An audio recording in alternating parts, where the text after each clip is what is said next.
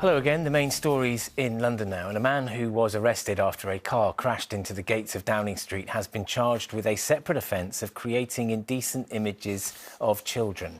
Seth Neller, who is 43 years old, was detained by police after the collision at Downing Street on Thursday, but today appeared at Westminster Magistrates Court in relation to the indecent child images charge. He has been remanded in custody ahead of his next hearing in June.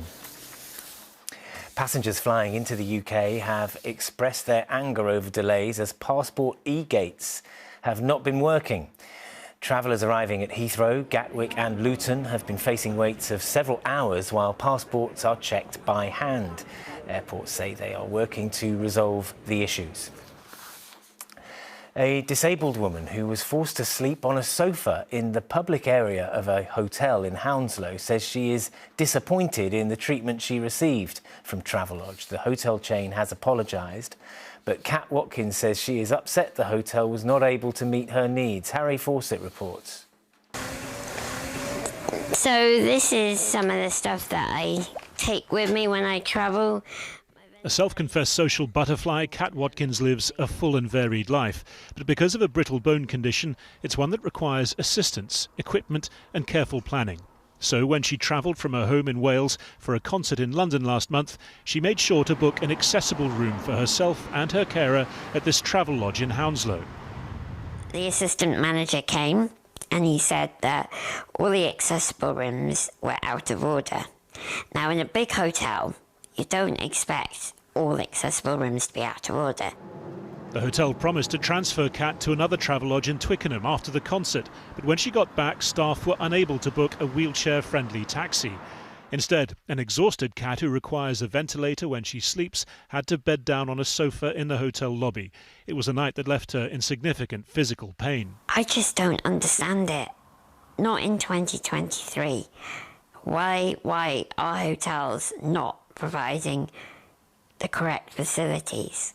Travelodge has apologised, issued a refund and says it's given Ms Watkins an e-voucher for a future stay. Ms Watkins has also received a personal apology from the CEO of the company, saying that they didn't meet the levels of service that they aspire to and that they're improving their processes when it comes to the allocation of accessible rooms. But for a regular traveller, it's left her dreading future hotel stays. I just don't get how one sector of society can be treated so differently to others. She calls it a fight for respect, one she intends to continue in her professional life working for Disability Wales. Harry Fawcett, ITV News, Hounslow. Now, to celebrate 30 years of their Friendly Spider programme, London Zoo has been meeting London's most terrified arachnophobes. Over the past 3 decades, the programme has helped more than 5,000 people to face their fear of spiders. So we use a combination of techniques during the day to help people get over their fear, mainly cognitive therapy, knowledge about spiders, and hypnosis, which helps us get people over a lifetime of fear within only about 3 hours. So we go from talking about what it is about spiders that people don't like, what they can or can't do, and then having the hypnosis session, which helps take away that subconscious fear. Time for the sport now.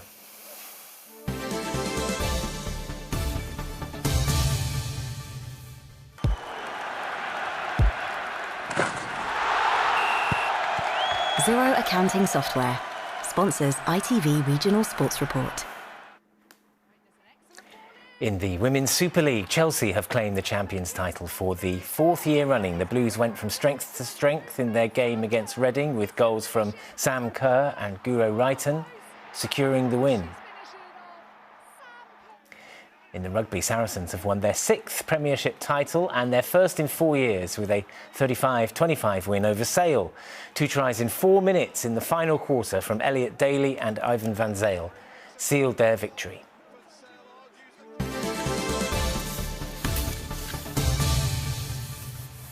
Let's have a look at the weather now with Chris.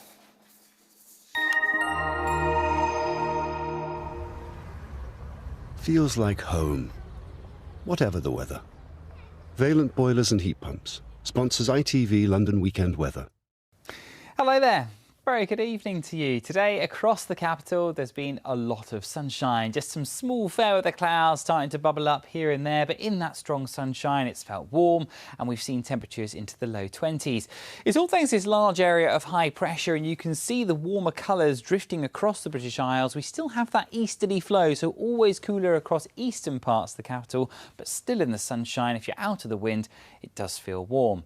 Now as we move through the rest of this evening and overnight, we've got some fairly clear skies around. Light winds mean we'll start to see some pockets of mist and low clouds developing by dawn tomorrow morning, but otherwise a quiet start as we head towards Sunday. Temperatures around 8 to 10 degrees Celsius, and we hold on to the sunshine through the morning too. Now there will be a little more cloud starting to build its way in from the north as we go through the day. I think though it shouldn't dampen the afternoon, staying fine. Top temperatures 19 to 22 degrees Celsius, 72 in Fahrenheit, but don't forget that our UV levels are generally high. As we head towards Bank Holiday Monday, temperatures just back off ever so slightly, but again more sunshine developing through the rest of the week, with temperatures jumping into the low to mid 20s. Pollen's up next. Vaillant sponsors ITV London Weekend Weather.